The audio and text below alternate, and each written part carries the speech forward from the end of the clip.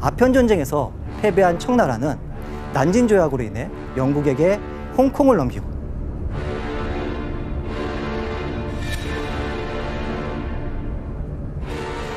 그리고 광주뿐만 아니라 상하이, 닝보 등 5개의 항구를 개항을 하게 돼요. 청나라에겐 아주 굴욕적인 조약이었죠. 서태후가 본격적으로 역사의 모습을 드러내기 전에 청나라는 큰 혼란에 빠졌었습니다.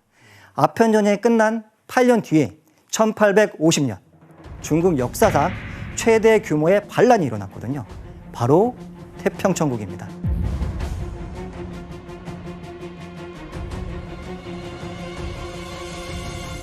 당시 청나라 국민들은 막대한 배상금과 자연재해 등으로 인해 가난과 굶주림에 허덕이고 있었어요. 그래서 모두가 평등한 태평천국을 만들자며 반란을 일으켰던 겁니다. 이렇게 내후외환에 위태로웠던 시기였던 1850년 한풍제가 20살의 나이에 청나라 9대 황제로 즉위하게 됩니다. 한풍제요? 한풍제의 고난은 즉위하자마자 시작됐습니다. 청나라 군대는 태평천국군을 진압하려 했지만 연신 패배했거든요. 특히나 한풍제의 첫 아내가 즉위 1년 전에 사망하면서 황실의 혈통을 잇고 황실의 안정을 위해 1851년 수녀 선발 제도를 통해 후궁을 선발하게 됩니다.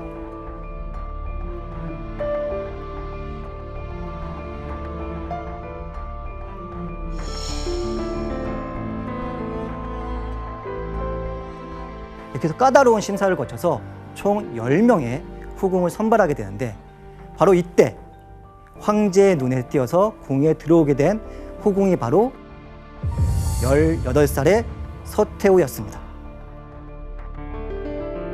아, 후궁으로 들어갔구나. 그런데 서태후의 본명이 서태후가 아니란 걸 혹시 알고 계시나요? 서태후의 서는 그 동서의 서인 거죠? 맞습니다. 동쪽과 서쪽의 아, 그럼 서쪽입니다. 동태후예요? 본명 있을 텐데. 아니야, 동태후는 따로 있었어, 내가 알기로. 맞죠? 네, 맞습니다. 서태후는 자금석의 서쪽에 살아서 서태후라고 불렸습니다. 그리고 서태후가 있다면 당연히 동태후도 있겠죠. 맞아요, 동태후 있었지. 동쪽에 머물렀기 때문에 그런 이름이 붙었던 거죠. 사실 중국에서는 자이태후, 자한태후라는 말을 더 많이 쓰지만 지금부터는 우리에게 더 익숙한 서태후와 동태후라고 부르도록 할게요. 네. 그런데 후궁의 등급은 황후 아래 7등급이 있었어요. 근데 5등급 귀인으로 입궁한 서태후는 당연히 자신의 위치에 만족하지 못했습니다. 함께 후궁 선발에 들어왔던 동태후는 후궁 선발 때 1순위로 들어와서 불과 40일 만에 황후의 자리를 꿰찬 거죠.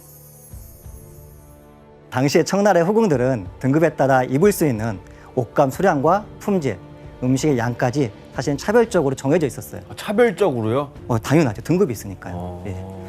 그래서 자존심이 상한 서태후는 황제의 총애를 얻기 위해 최선을 다하기 시작을 해요. 과연 서태후는 황제의 환심을 어떻게 사려고 했을까요? 그래도 좀. 미인계? 그렇죠. 그냥 단순한 미인계 아니면 뭐.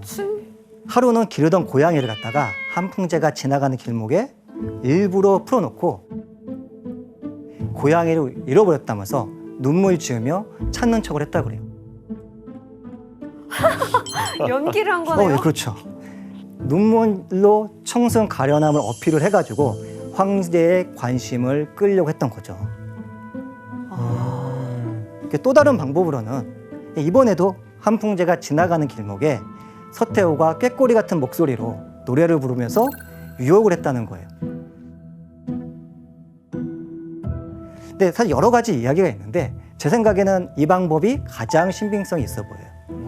왜냐하면 황풍제가 본인이 직접 연기하고 노래를 부를 정도로 경극을 좋아했어요. 황제의 취향을 제대로 저격한 거죠. 예.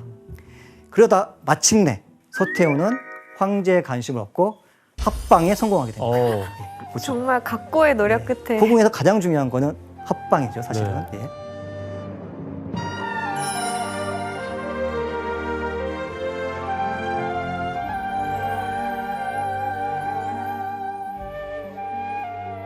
네, 청나라의 합방 문화에는 독특한 점이 있어요. 황제의 암살을 막기 위해서 황제 침소에 들어가는 후궁들은 모두 알몸으로 털옷이나 이불을 걸친 채 황관들의 안내를 따라 들어갔다고 합니다. 아마 서태후도 이런 방법으로 합방을 했겠죠. 네, 그리고 입궁한 지 4년 만인 1856년 서태후는 22살의 나이로 황자를 낳게 됩니다. 와. 그거 하면 이제 신분 상승은 이제 예견된 거 아닌가요? 그렇죠. 이제 황후인 동태후도 갖지 못한 한풍제의 첫 아들이었어요.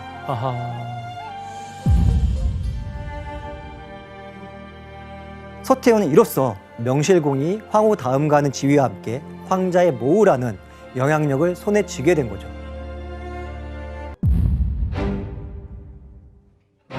전쟁이 터지면서 영국과 프랑스, 거기에 미국과 러시아까지 몰려오기 시작을 했어요. 맞서 싸울 힘이 없었던 청나라는 전쟁을 멈추고 1858년 6월 텐진 조약을 맺기로 합니다.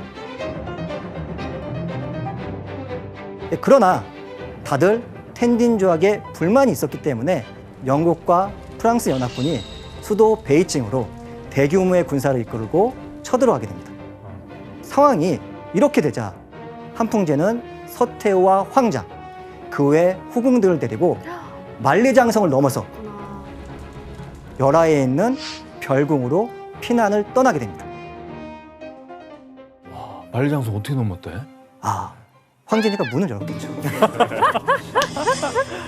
전 만리를 걸어간 줄 알았어요. 그럼 이제 베이징은 이제 뭐 넘어간 거네요? 어떻게 되는 거예요? 이때 도망간 황제 한풍제를 대신해서 수도 베이징을 지킨 사람이 있었습니다. 바로 황제의 이복 동생이었던 공친왕이었습니다. 이 두 사람은 이복 형제인 걸로 알고 있는데, 그러니까 어린 시절부터 이 두 사람은 황위를 두고 계속 경쟁을 하던 사이였던 거죠. 듣기로는 외교적으로도 엄청난 능력을 가져서 이 외국인들이랑도 소통을 잘하는 그런 성격이었다고 해요. 공친왕은 전쟁을 수습하기 위해 한풍제를 대신해 자금성에 남아 있었어요. 사실 한풍제가 시킨 거죠. 그리고 1860년 베이징 조약을 맺게 됩니다.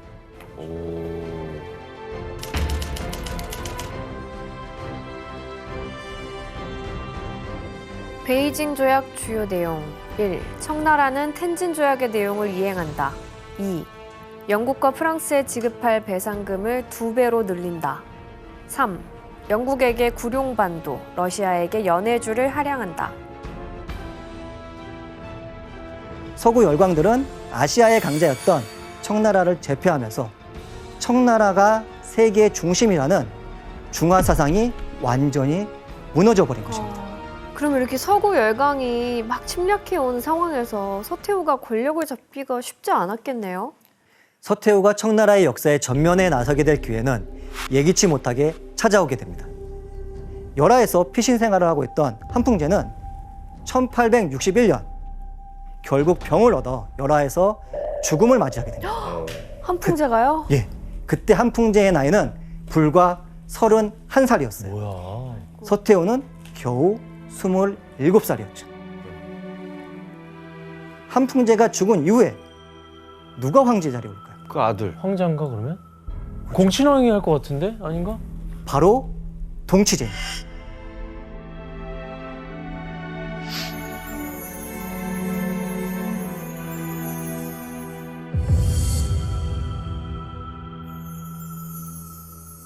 그리고 마침내 황제의 친어머니인 서태후가 권력을 잡기 위해 본격적으로 움직이기 시작합니다.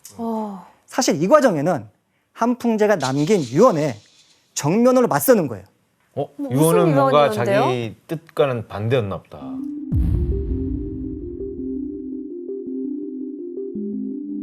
한풍제는 어린 아들이 황제에 오르더라도 제대로 된 정사를 보지 못할 것을 알았습니다. 그래서 동치제가 성인이 될 때까지 보필할 8명의 대신을 임명합니다. 하지만 한풍제는 팔대신에게 권력이 몰릴 것을 우려해서 한 가지 방비책도 내놓습니다. 뭐죠? 어떤? 바로 동태우에게 어상이라는 도장을, 황제에게는 동도당이라는 도장을 하사한 겁니다.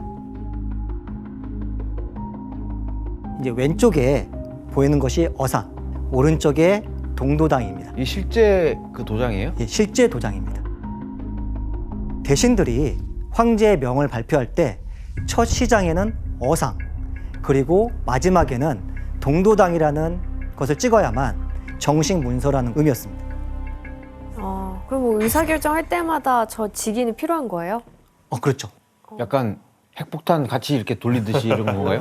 그렇죠. 그런 비슷한 거죠. 비유적인. 적절한 비유인 것 같습니다. 예. 결정을 한 명만 못하게 하는 거구나, 모든 일을. 쉽게 말하면 황제와 동태우에게 팔대신의 의견을 거절할 거부권을 준 셈이었죠. 그럼 5살이었던 황제의 도상은 도대체 누구의 손에 들어갔을까요? 엄마지. 서태후가 되었나요? 동도당은 서태후의 몫이었습니다. 그럴 수밖에 없지.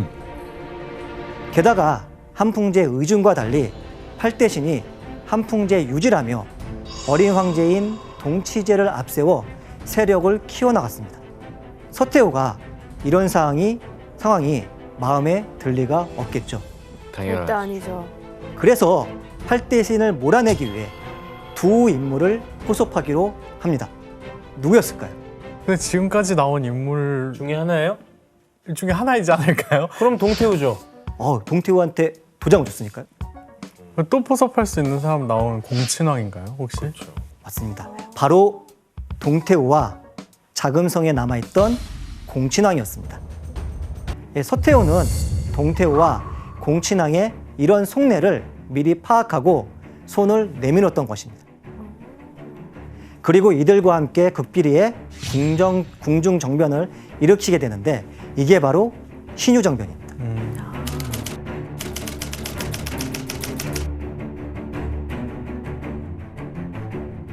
한풍제의 조문을 온 공친왕은 며칠간 열하에 머무르면서 두 태우와 함께 정권을 장악할 계획을 세웁니다.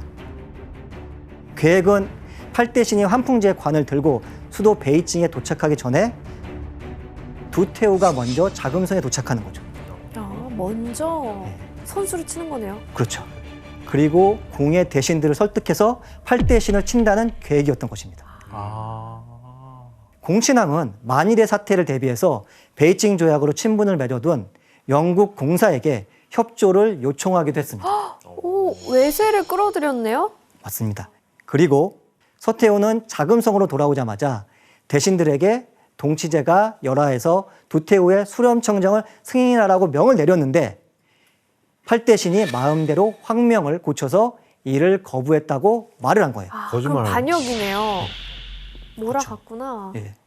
그리고 이들을 즉각 처결해야 된다는 황명에 담긴 교지를 전합니다. 아니, 황명이 담긴 교지를 위조한 거예요, 그러면? 당연히 어린 황제는 글을 쓸 줄 모르니 초고를 작성한 건 황태후였죠. 바로 서태후입니다. 와, 이렇게 몰아내는구나. 그리고 이들이 원하는 대로 팔대신은 목이 잘리거나 유배지로 보내지게 됩니다. 그리고 10월 9일 드디어 동치제의 황제 즉위식이 열렸습니다. 팔대신을 몰아내고 정변에 성공한 서태후와 동태후 그리고 공친왕 이 세 사람의 시대가 열린 거죠. 와, 말이 동치제지만 사실 그 배후에는 이셋이 있었다는 거죠. 그렇죠. 자, 그렇다면 이 태후의 수렴청정 모습은 어땠을까요? 그냥 거의 생각보다 안 넓네요, 여기.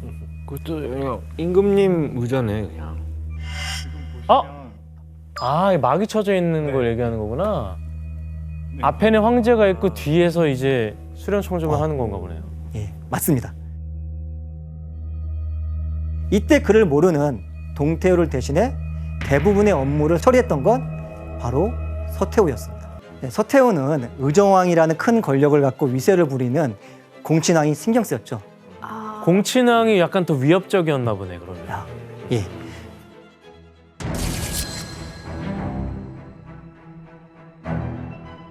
권력을 나눠 갖는 게 얼마나 불안한 일입니까? 그래서 공친왕을 내칠 한 가지 묘수를 떠올립니다. 바로 황제의 이름으로 공친왕을 의정왕에서 파면한다는 교지를 내립니다. 봐봐 너무 그냥 자기가 줬잖아요, 의정왕 자리. 그럼 서태후는 공친왕을 어떤 제목으로 내쳤을까요? 恭亲王从议政以来，枉自尊大，诸多骄傲，倚仗爵高权重，目无君上。看朕冲凌，诸多邪志，往往暗使离间，不可细问。또 다시 가짜 교지를. 완전히 모함이네요. 그냥 막 안 좋은 말은 다 갖다 붙인 거네 그냥. 당연히 서태후가 적은 교지였는데 태후는 대체 왜 이런 제목을 적었을까요? 야사에 따르면 공친왕이 두 태후와 정무를 논하는 자리에서 태후의 말을 제대로 못 알아들었을 때 불경스럽게 다시 얘기해달라고 하거나 논쟁을 벌이며 목소리를 높였다고 합니다. 서태후는 이런 공친왕의 태도를 보고 상하 관계를 분명히 해야겠다고 생각했던 거죠. 그걸 그러면 동태우도 동의를 한 거예요? 동태우는 그냥 서태후가 무섭지 않을까요? 아니 그러면 그런 거 아니야? 서태후가 동태후한테 언니 우리한테 큰 소리 치는 거 봐. 쟤 지금 완전 미쳤어 이러면서 막 저한테 같이 이렇게 해가지고. 어머 그래? 우리 어떻게 하는 거야? 우리 나중에 어떻게 한다니까? 야, 안 되겠네 이제. 내려 떼다 쳐야 돼. 내쳐야 돼. 야, 찍어. 아유. 그런 거죠. 아, 진짜 큰 짝이 너무 잘 맞는다. 아 이대로 끝인가요 그러면? 아닙니다. 공친왕은 서태후 앞에 납작 엎드려서 울면서 죄를 누이춥니다. 관료들도 공친왕 구명에 나서요. 실질적인 정무는 그가 관장했으니까 갑작스레 공친왕의 자리를 비우면 정사가 제대로 돌아가지 않았기 때문이죠. 게다가 공친왕은 서양 사람들과 친분이 두터웠으니 신식 문물을 받아들이거나 그들과 소통하는데 제격이었어요. 서태후 역시 이를 모르지 않았기 때문에 공친왕의 의정왕 직위는 박탈하되 자신의 손안에서 업무를 처리할 수 있도록 최소한의 관직만 보장해 줍니다. 이제 공친왕의 목숨들은 서태후가 틀어지게 된 거죠. 그러니까 어쨌든 권력이 내린 어느 거죠. 정도 그냥 박탈 당했으니까 이제 큰 소리도 못 치는 거지. 진짜 뭐 공친왕은 서태후의 꼭두각시가 돼버린 거네요. 그렇죠. 청나라를 장악한 서태후가 가장 신경을 쓰는 게 뭐였을까요? 외모? 답을 너무 빨리 얘기해 주셨는데 맞습니다. 외모라고요? 미모를 가꾸는 거죠. 그래. 27살 젊은 나이에 과부가 된 서태후는 자신이 초라해 보이는 것을 용납할 수가 없었습니다.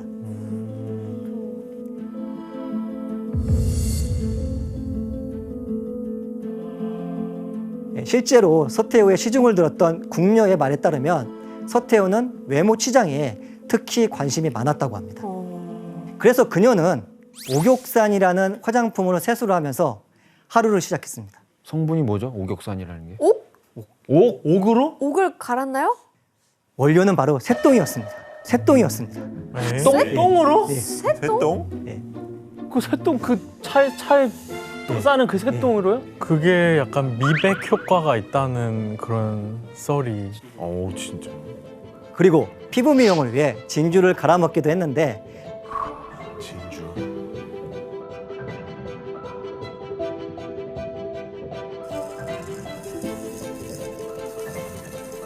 그리고 꽃과 약재로 목욕하는 것을 즐겼는데 때때로 달걀 흰자와 돼지 기름을 섞어 만든 한방 기름으로 전신 마사지도 했다고 합니다. 이뿐만 아니라 젊음을 위해 갓 출산한 산모 2명을 불러서 서태후가 직접 모유를 마셨다는 이야기도 있습니다. 네? 징그러. 이 얘기는 어른이요? 들었던 것 같아요. 예, 이게 이야기. 아니, 근데 이때 산모들은 건강하고 외모가 아름다운 사람들을 골랐어요. 이렇게 선택된 산모들은 서태후에게 수치심을 주지 않기 위해서 얼굴을 다 가린 채 가슴만 내놓고 무릎을 꿇으면 서태후가 직접 모유를 마셨다고 합니다. 그래서 약간 늙을 때까지도 계속 그 인유를 마셔서 그 청춘을 계속 유지했다라는 이런 썰이. 아, 그게 과학적 근거가 있나? 없어요. 그랬으면 벌써 지금 산모 우유 시중에 나왔겠죠. 서태후가 피부만큼이나 관심이 많았던 게 머리 치장이었어요. 환가는 종종 그녀의 명으로 베이징 거리에 나가 여인들의 헤어스타일을 관찰을 했고 그중 예쁜 스타일을 골라 서태후에게 선보였다고 합니다. 아, 약간 헤어 디자이너 같은 그런 직업이네요. 이런 방법으로 3에서 5일 내에 한 번씩 새로운 스타일을 연출했다고 합니다. 그런데 이것 때문에 부작용도 생겼어요. 당연하지. 제가 봤을 때 화장품이나 이런 걸 좀 막 좋다라고 생각하는 거 바르다가 오히려 트러블 더 나고 머리 맞아. 치장하다가 머리 다 빠지고 맞아. 예, 바로 탈모였습니다. 그래. 탈모. 탈모에 예민해진 서태후는 궁녀들이 혹여라도 자신의 머리를 빗다가 빠진 머리카락들이 보이기라도 하면 매질을 했다고 합니다. 국녀의 잘못이 아닌데요? 아이, 무서워서 이거 빗질을 하겠나. 진짜? 예, 그런데 평화롭게 자금성을 차지하고 앉아 권세를 누리던 서태후의 행보에 브레이크를 거는 인물이 나타납니다. 바로 동태후였습니다. 갑자기? 동태후 이때까지 좀 소극적이었잖아요. 그렇죠. 서태후의 그늘에 가려져 있던 동태후는 왜 서태후와 갈등을 일으켰을까요? 누군가 이간질 시켰지. 아, 이간질. 그건 바로 서태후의 스캔들 때문이었다고 합니다. 오.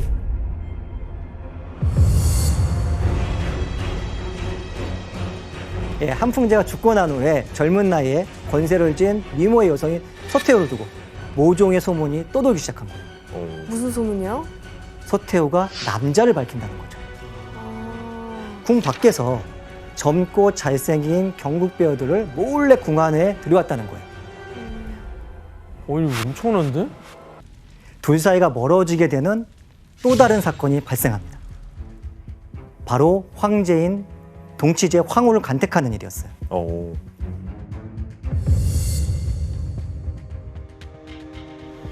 성년이 된 동치제의 황후 간택은 서태후가 입궁했던 방식대로 수녀 선발 제도로 이루어졌어요. 네. 그런데 서태후에게 황후 간택은 단순히 자신의 며느리를 고르는 문제가 아니었습니다. 동치제가 성인이 되어 직접 정치에 나서게 될 때 자신의 권력을 잃지 않기 위해서는 자신이 수족이 되어줄 자신의 편인 며느리가 필요했습니다. 그렇죠. 그런데 이때 동치제가 생모인 서태후의 뜻을 감히 무시하고 동태후가 추천하는 인물을 황후로 선택한 거죠. 바로 효철이 황후입니다. 닮은 것 같은데? 서태후는 동치제의 선택에 당연히 크게 분노하게 되죠. 아직 배워야 할 것이 많으니 학업에 방해가 되지 않도록 황후의 침실에 드나들지 말라. 두 사람의 합궁을 막았던 거죠. 아내도 못 만나게 아니 하고. 근데 서태후님은 그 나이에 그렇게 자기는 남자들 자유의 만나면서 몸. 근데 꼭두각시 황제였던 동치제는 동치맥서까지 가르침을 주려고 했던 서태후의 괴롭힘 때문에 무력감에 빠집니다. 환관들은 이런 동치제를 위로하겠다면서 그를 기생집에 데려가요. 아이고. 그런데 동치제의 방황은 예기치 못한 결말로 이어집니다. 결혼한 지 3년 만에 20살의 나이로 동치제가 갑작스럽게 사망한 거예요. 어떻게?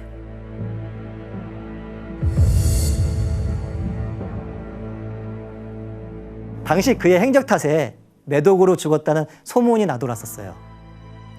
천궁유문이라는 책에 보면 동치제가 매독에 걸렸다는 내용이 있고 동치제의 스승이었던 옹동화의 일기에도 동치제의 병세가 자세히 기록되어 있는데 매독으로 추정되는 증상들이 나옵니다. 어머. 하지만 황실 공식 자료나 어이의 처방전에는 사인이 천연두로 기록되어 있습니다.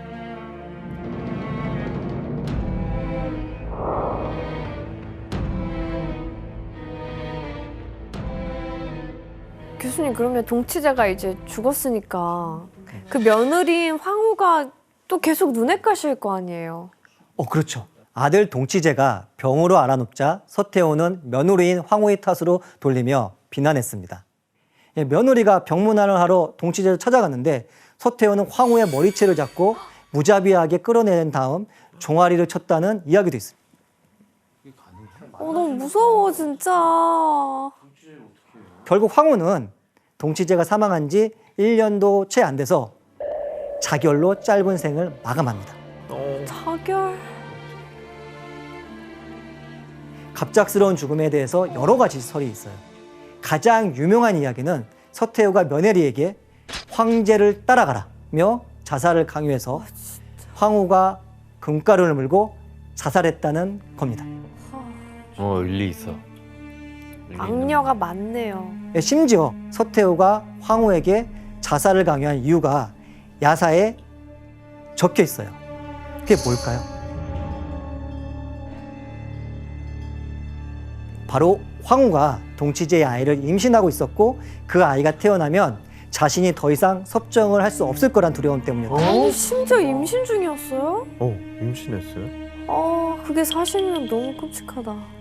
이 후궁에 들어올 수 있는 그 당시의 여인들은 사실 다 귀족 집안의 여식이었잖아요. 근데 이제 황후도 자기가 이제 죽음에 몰릴 일을 알게 되다 보니까 자기 친정 아버지한테 편지를 쓴 거예요. 나를 구해달라고. 근데 그 당시 친정 아버지가 서태후의 무서움을 이미 익히 알고 있던 터라 회신을 간단하게 답은 황후께서 아실 겁니다 라고 이제 답장을 보내왔다고 해요.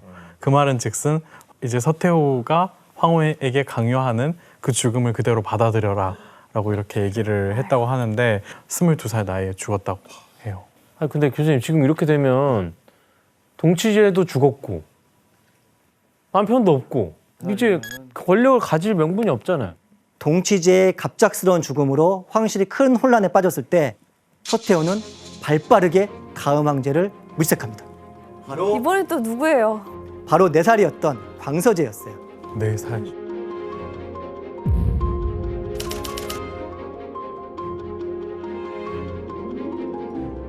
사실 광서제는 황제가 되기엔 거리가 먼 인물이었어요. 때문에 광서제의 황제 즉위를 두고 논란이 많았지만 서태후에게는 황제가 어릴수록 수렴청정을 더 오래 할 수 있기 때문에 뜻을 꺾지 않았죠. 결국 그녀의 위세에 눌린 관료들은 반대하지 못합니다.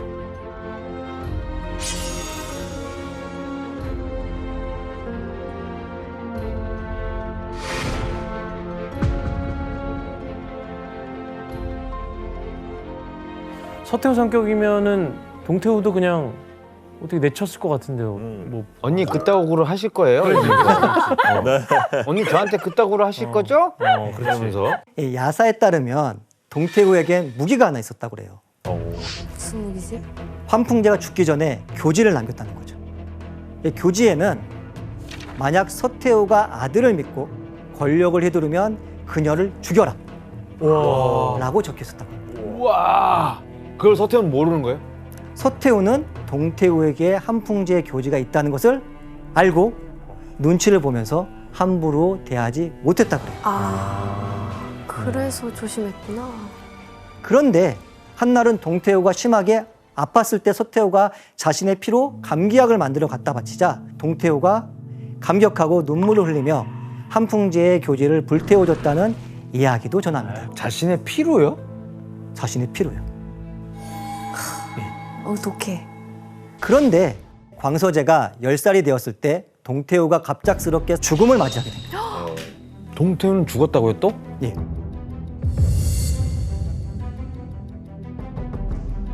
물론 이것도 설이 분분해요. 갑작스러운 동태후의 죽음을 두고 서태후가 동태후를 독살하고 혼자 권력을 독점하려 했던 것이 아니냐는 말이 쏟아지기 시작하죠. 근데 이게 정황상 서태후가 어떻게 한 것 같네요. 그러니까. 그랬을 가능성이 꽤 높은 것 같아요. 그런 정황이 있지만 동태후의 사이는 뇌출혈이 유력합니다. 아, 동태호만 믿고 있었는데.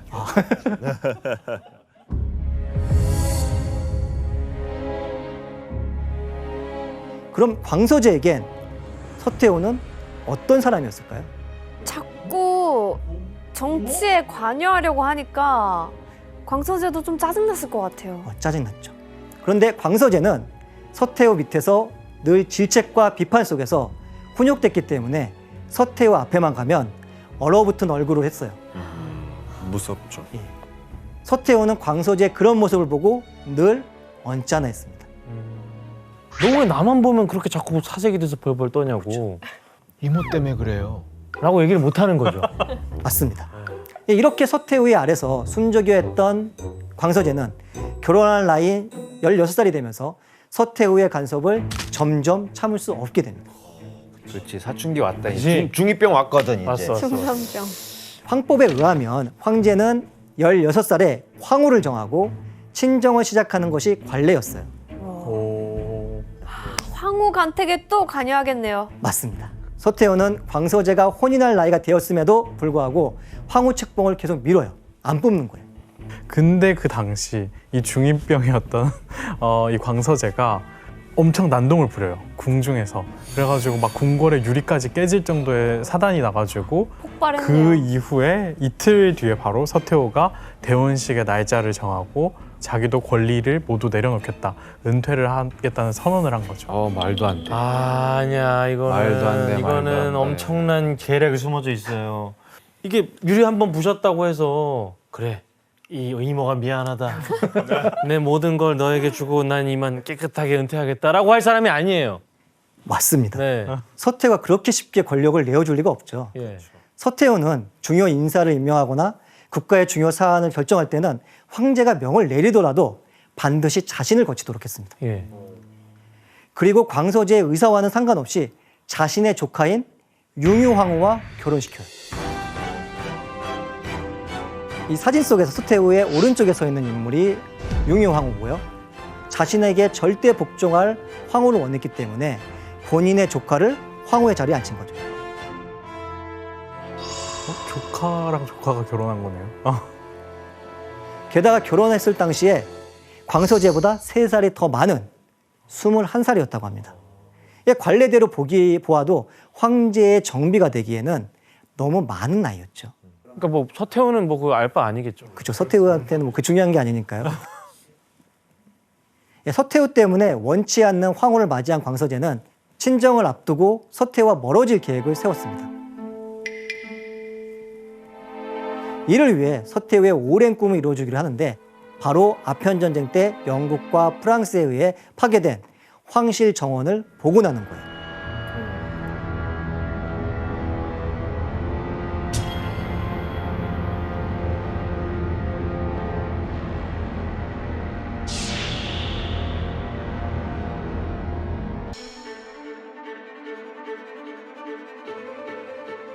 이화원 복원에는 어마어마한 돈이 들어갔는데 그 돈을 충당하느라 청나라의 허리가 휠 지경이었어요. 게다가 당시엔 영국과 프랑스에 전쟁 배상금을 갚고 있었는데 이화원 복원에만 무려 은 800만 냥이 넘게 들었다고 합니다. 이 돈은 당시 청나라 한 해 예산의 10% 정도에 해당하는 막대한 금액이었습니다. 아, 지금 배상금 갚기도 벅찬데. 근데 이화원에서 벌어진 서태후의 사치는 이뿐만이 아니었습니다. 또. 예, 서태후는 옷과 장신구, 손톱까지 철저하게 관리했는데 화려해. 아니, 저거 손톱이에요? 예, 맞습니다. 뭐야? 이건 청나라 귀족 여자들이 손톱을 보호하기 위해 썼던 장신구 호가투라고 합니다.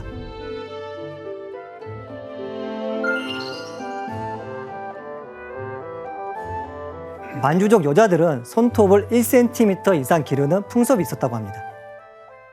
근데 손톱이 부러지는 걸 막기 위해서 저렇게 곡갈 같은 장신구를 씌웠던 거죠.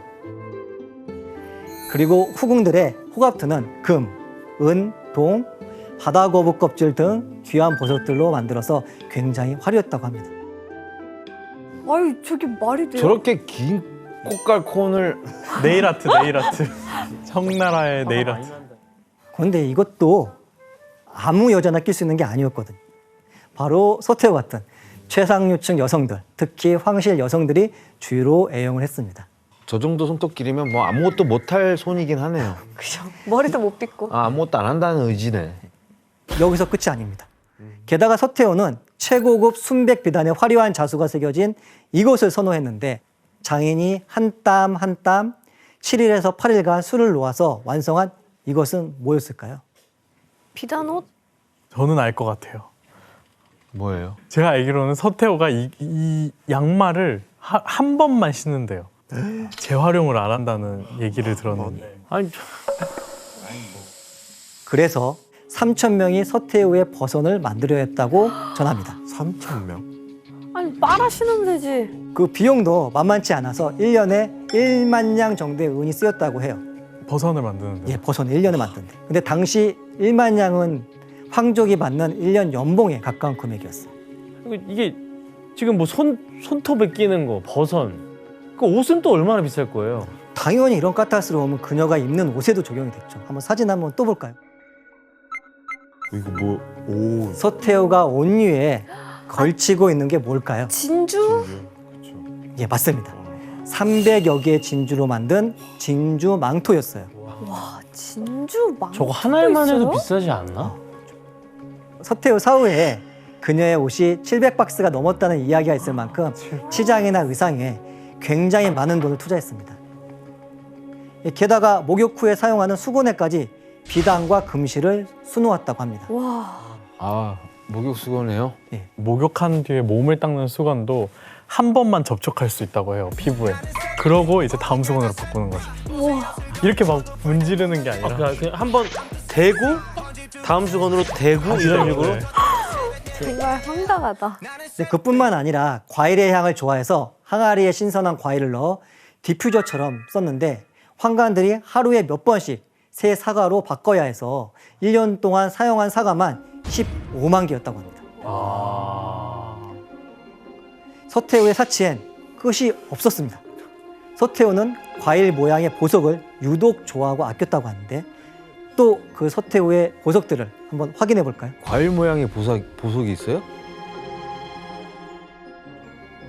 이건 뭐야? 이 보석은 어떤 모양인 거든요? 수박. 수박. 예. 이 보석이에요? 옥으로 만든 수박 모양입니다. 와, 먹으라고 해도 먹을 듯한 정말 그러니까요. 잘 만들었네. 이 에메랄드 비치 수박은 서태후가 은 500만 냥을 들여 구입한 것으로 가장 아꼈던 보석이라고 전해지고 있습니다. 그리고 이 비치 수박을 가장 튼튼한 천장에 두고 기계식 자물쇠까지 채워두었고 황관들은 밤낮으로 돌아가며 보석실을 지켰다고 합니다. 와. 또 다른 보석을 볼까요? 삼겹살? 이게 아니에요? 이거 이게? 엄청 유명한. 오겹살. 동파육이라고 들어봤는데 동파육. 동파육을 정확한 보석입니다. 예, 맞습니다. 근데 그거 저기 보석이라고요? 예, 보석입니다. 자연의 무늬가 적은 거죠. 아, 진짜요? 또 있습니다. 배추. 배추입니다. 맞습니다. 아니 옥으로 이 정도 만들려면 이거 미켈란젤로 와야 되는데? 이화원에서 진귀한 음식과 보석으로 사치를 하면서 화려한 정곽을 만드는 등 이화원 꾸미기에 엄청난 공을 들이는 동안 광서제는 호시탐탐 서태후의 간섭에서 벗어날 기회를 엿보고 있었어요. 바로 그때 1894년 청일 전쟁이 발발하게 됩니다. 아유.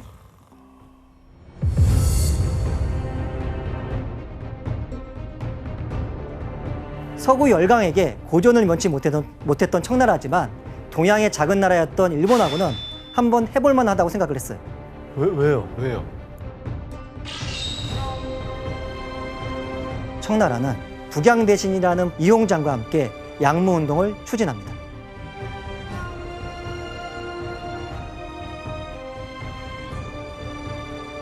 그리고 이 시기 청나라가 양무운동을 진행하면서 신경을 쓴 건 해국력을 강화하는 거였어요. 이후 1871년 북양, 남양, 복건, 광동 4개의 서양식 함대가 만들어졌어요. 4개의 함대 중에서도 최강의 함대로 불린 북양함대를 필두로 동아시아 최고 수준의 해군 함대를 구축한 거죠.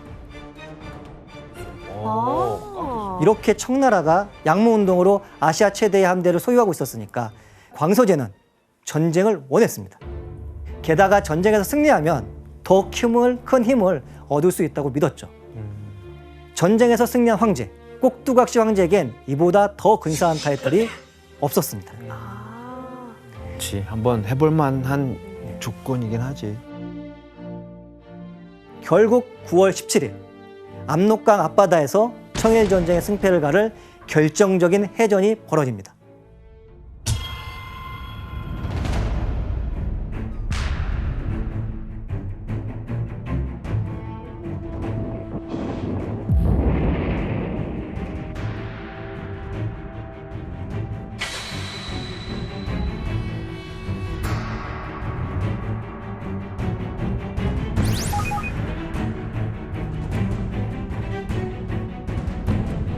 (15 노트면) 느리긴 느리네 엄청.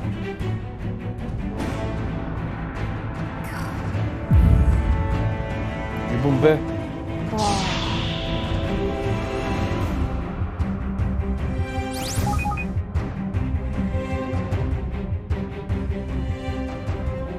이도 만만치 않은데? 그쵸, 여기도 다 서양식으로 받아들였으니까. 그러니까요. 더 빠르고.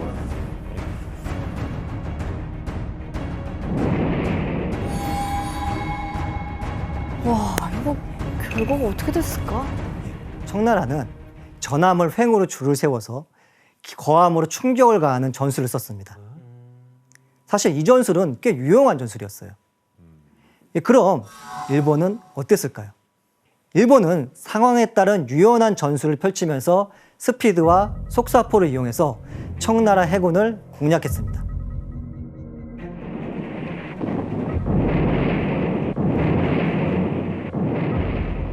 결국 전쟁이 끝나고 청나라가 자랑하던 군함 5대가 침몰했습니다. 반면 일본은 한 척도 침몰하지 않았죠. 한척도. 빠른 배 못 이기더라고. 아시아 최강이라던 북양함대의 대참패였죠. 바로 이때 북양함대가 대패했다는 소식을 전해들은 당시 북양 대신이었던 이용장은 답답한 심정을 글로 남겼다고 합니다. 아래에서는 신식 회속선을 주문하는데 우리 군은 창건 이후 단 한 척도 증강하지 못했다. 모두 신의 책임이다. 이원장은 신식 군함을 더 늘리지 못한 것에 대해서 자책을 했습니다. 그렇다면 청나라는 왜 군함을 살 군비가 부족했을까요?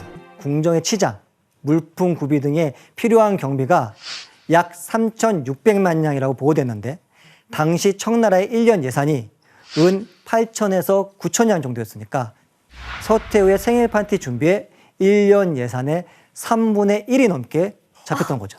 한 나라 국가 예산의 3분의 1을 와. 개인이. 생일 파티에. 아니, 왜 내버려 두냐고요, 이런 사람을. 근데 파티 재밌었겠네요. 근데 파티 재밌었겠네요. 그 정도 썼으면.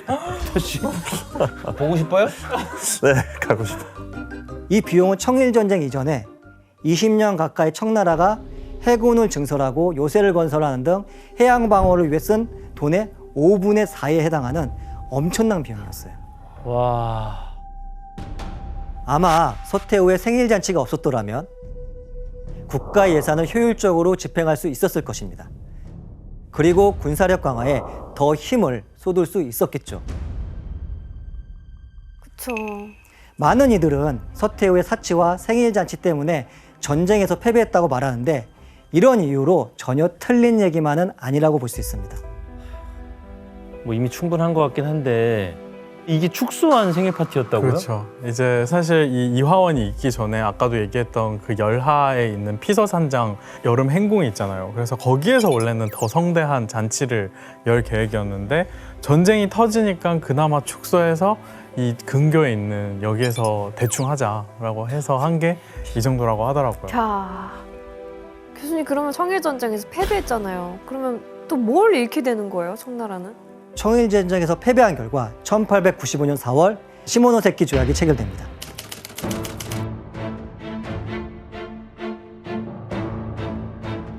이 조약으로 전쟁 배상금은 이자를 제외하고도 2억 3,150만 냥, 청나라 1년 예산의 3배 가까이 되는 돈을 물어야 했죠. 아편 전쟁의 배상금에 비해 무려 15배가 넘는 금액이었어요. 어떻게 갚아? 결국 청나라 재정은 파산 직전에 몰리게 됩니다.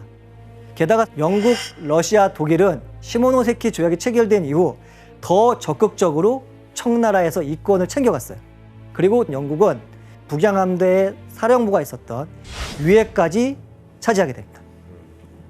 독일은 청도, 러시아는 여순을 차지하고 대규모의 군함과 요새를 건설하기 시작했습니다. 항구를 저렇게 가져간 거구나. 네, 우리가 잘 아는 칭다오 맥주도 이때 손에 넣은 독일 회사가 만든 맥주예요. 어? 진짜요?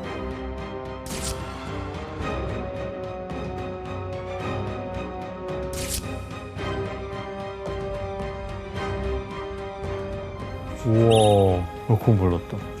자, 그렇다면 청일전쟁의 패배와 시모노세키 조약으로 청나라가 서서히 몰락가던 이때 청나라의 최고 권력자인 서태후는 무엇을 하고 있었을까요? 사치를 사퇴하고 있었죠. 즐겼겠죠. 양말도 갈아 신고. 아까 그 얘기도 해줬잖아. 이제 우리나라에 영국 사람도 있고 독일 사람도 있어. 이하원으로 와, 이하원으로. 글로벌 파티. 글로벌 파티. 아직은 글로벌 파티까지는 가진 않았고요. 에? 이때 청나라의 지식인들은 청나라가 살아남으려면 일본의 메이지 유신처럼 대대적인 개혁을 추구해야 한다고 주장합니다. 바로 무술범법입니다. 넓은 법을 고쳐서 국력을 강하게 하자는 뜻이었죠. 광서제는 이들의 의견을 적극적으로 받아들입니다. 고치겠다는 청나라의 낡은 법에는 서태후의 수렴청정도 포함되어 있었기 때문에 광서제 입장에서는 대환영이었죠. 네. 그렇지. 그렇다면 서태후는 어땠을까요? 빡치죠. 반대를 했겠죠. 예. 강하게 반대했습니다. 이 반발에 부딪힌 광서제는 한 가지 생각을 떠올리게 됩니다. 바로 군사 쿠데타를 일으키는 거죠. 와. 황제인데? 황제인데? 권력은 자기한테 있지는 않으니까요. 하지만 안타깝게 광서제에겐 그만한 군사력이 없었어요. 이때 광서제와 그의 측근들이 떠올린 사람이 있었습니다. 바로 청나라가 만든 신식 군대의 수장을 맡고 있던 원색이었습니다. 과연 광서제는 원색이와 함께 서태후를 몰아낼 수 있었을까요?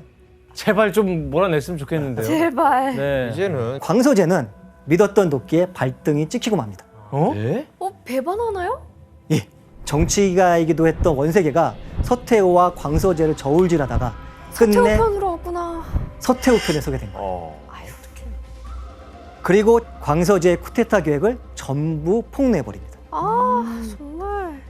교수님, 그러면 이 광서제 쿠데타 소식을 듣고 서태후는 이제 막 분노가 폭발했겠네요. 당연하죠.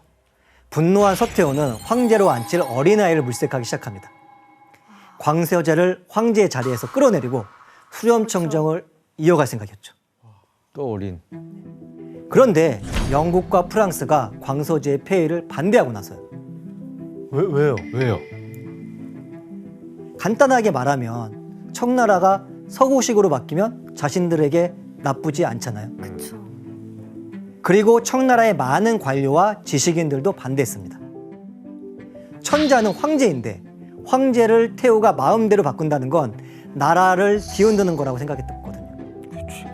그리고 나라가 약해질 대로 약해졌기 때문에 서태후는 서구 열강들의 의견을 무시하기 어려웠습니다. 그래서 서태후는 광서제를 폐위시키는 대신에 자금성에 감금시키기로 합니다.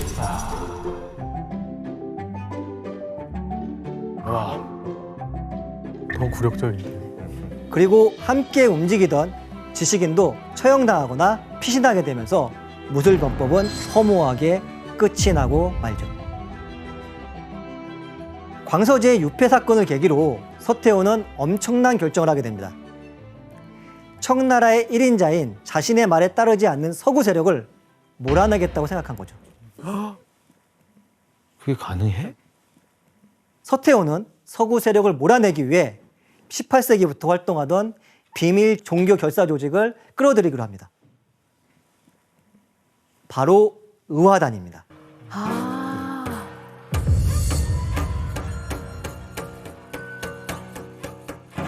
의화단은 유교와 도교, 불교 등이 뒤섞여 있는 일종의 민간 종교 집단 또는 비밀 결사라고 할 수 있는데요.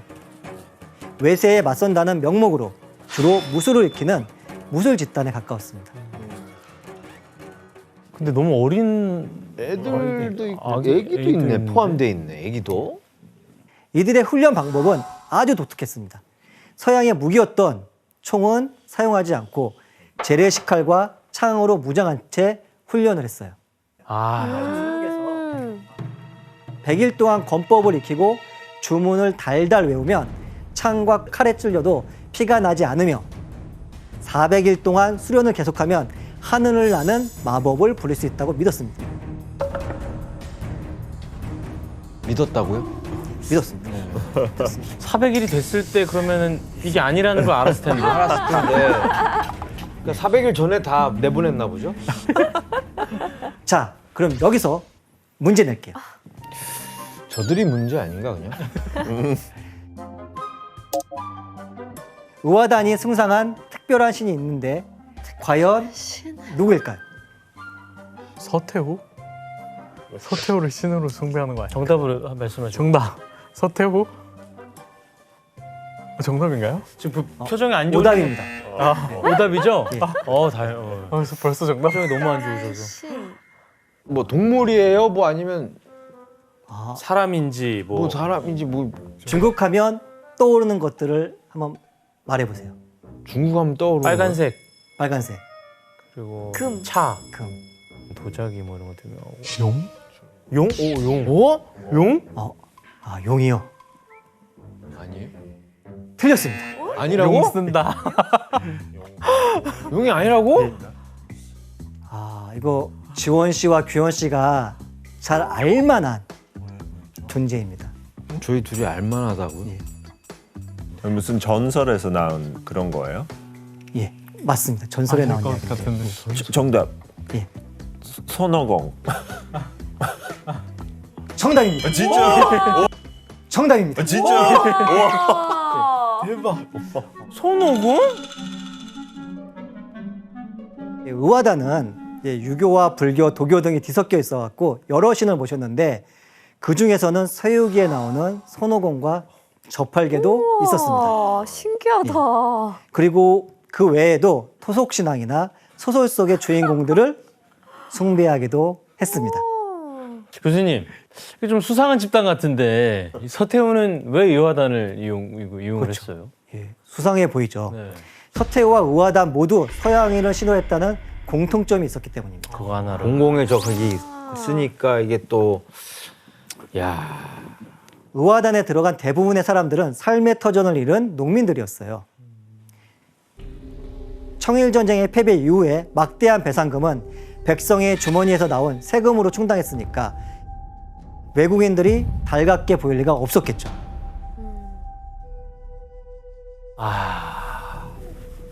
서구 열강에 대한 반감이 점점 커졌던 의화단은 청나라의 부흥을 가져오고 서양을 멸하자는 구호를 외치면서 베이징으로 진격합니다.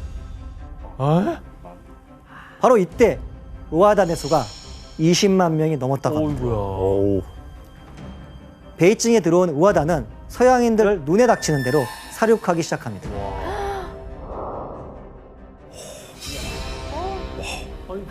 이때 의화단이 얼마나 무지막지했는지 그림으로 확인해보고 이야기를 이어가도록 하겠습니다.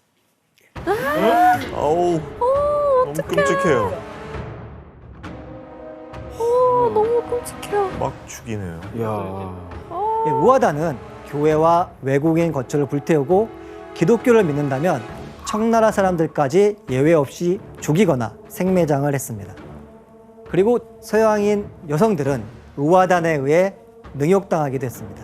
교수님, 그러면 이 서양인들이, 자국민들이 막 이렇게 무고하게 죽는데 이거 어떻게 대응을 했나요? 당연히 가만히 있을 리가 없었죠. 우하단의 세력이 점점 커져서 서양인들에게 큰 위협이 되는 상황에서 서태후마저 우하단의 유화적인 태도를 보이자 1900년 6월 서구 열강은 연합군을 조직하게 됩니다.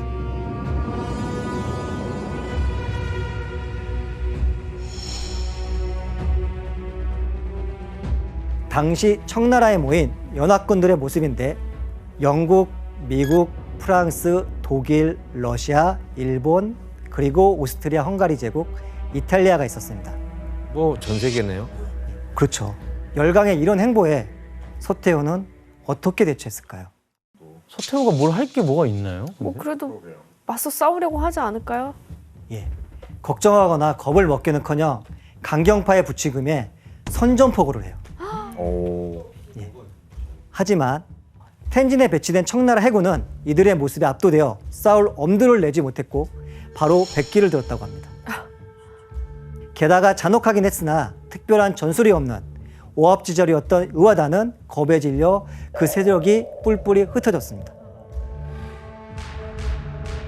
텐진을 함락하고 곧바로 수도 베이징으로 밀고 들어온 모습입니다.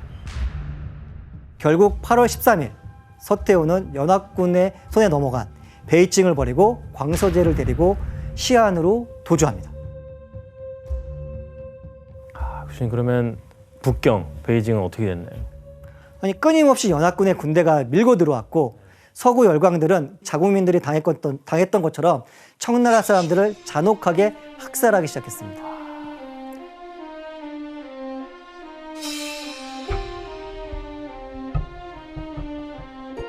연합군은 참수용에 처해 목을 사정없이 베어놓은 후 인증사진을 찍기도 했습니다.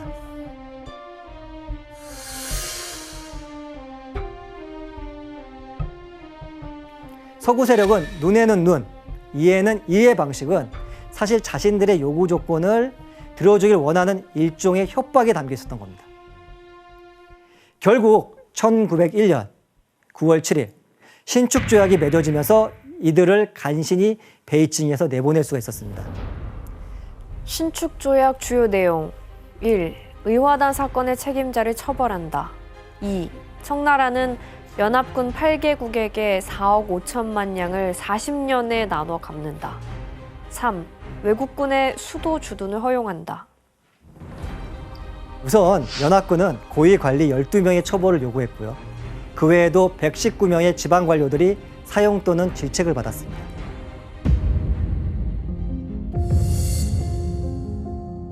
의화단 그 사건 책임자가 서태후였잖아요. 그래서 당연히 그분 그 사형하라는 조건이 있었어요. 근데 서태후는 또 자기 책임을 쏙 빼놓고 다른 조건 다 허락 줬는데 그래서 아무런 처벌이 실제로 없었다고 해요. 다시 베이징으로 돌아왔고요. 어우, 그 다음에 대사관들의 아내들을 다 초대해서 파티를 열려서 친분을 이렇게 쌓았대요. 그러면 자기도 좀 더 안전하고. 그 와중에 파티를. 그리고 4억 5천만 냥의 배상금을 지불해야 했는데 이 돈은 청나라의 5년 예산에 달하는 만큼 엄청난 금액이었어요. 아니 지금 이 서태후의 잘못된 판단으로 나라가 진짜 망해가고 있는데 국민들 눈치 보면서 조용히 지내야 되는 거 아니에요? 서태후는 청나라가 몰락의 길을 걷고 있는 동안에도 여전히 사치스러웠고 권력에 대한 욕심 또한 한시도 놓지 못했습니다. 그리고 이 불안정한 시기에 광서제는 서태후에게 힘없이 밀려난 상태로 목숨만 겨우 연명하다가 1908년 끝내 사망하고 맙니다.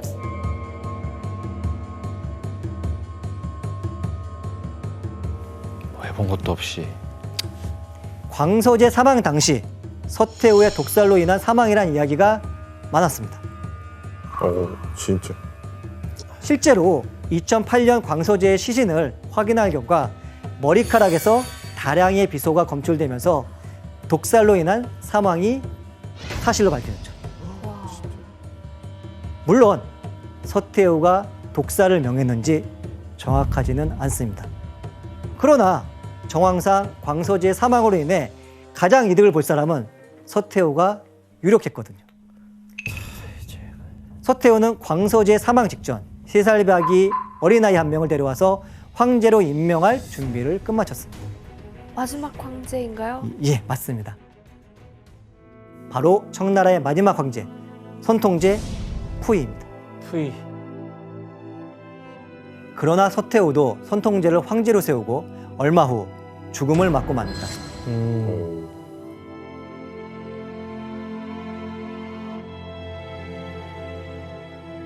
서태후는 죽어서까지도 사치를 버리지 못했어요. 광서제의 장례 비용보다 서태후의 장례 비용이 3배가 더 들었다고 합니다. 아니 죽고도 그거를 뭐 유언을 남긴 거예요? 죽어서도 위세가 대단했던 거겠죠. 한간에는 장례 비용 대부분이 서태후와 함께 묻힌 비단옷과 보석에 사용됐고 도굴꾼들은 서태후의 무덤을 파헤쳐 보석을 훔쳐갔다는 이야기가 있습니다. 청나라의 썩은 기둥이었던 서태후의 죽음 이후 청나라는 급격히 분열이 일어나기 시작합니다. 그리고 무능한 청나라를 몰아내고 새로운 나라를 만들어야 한다는 혁명의 물결이 거세지면서 청나라는 끝내 멸망하고 맙니다. 서태후의 권력을 향한 비뚤어진 욕심은 결국 나라보다 자신의 이익을 우선시하게 되었고 그쵸. 결국 청나라를 몰락으로 이끄는 결과를 만들었습니다. 오늘 서태후의 일생과 청나라의 역사를 통해 권력은 어떻게 획득되고 유지되어야 하는가에 대해 고민해 볼 수 있던 시간이 되었으면 좋겠습니다. 네, 고맙습니다. 와, 진짜 어마어마하네요. 진짜 다시는 나오지 않아야 할 희대의 안녕. 인물인 것 같아요.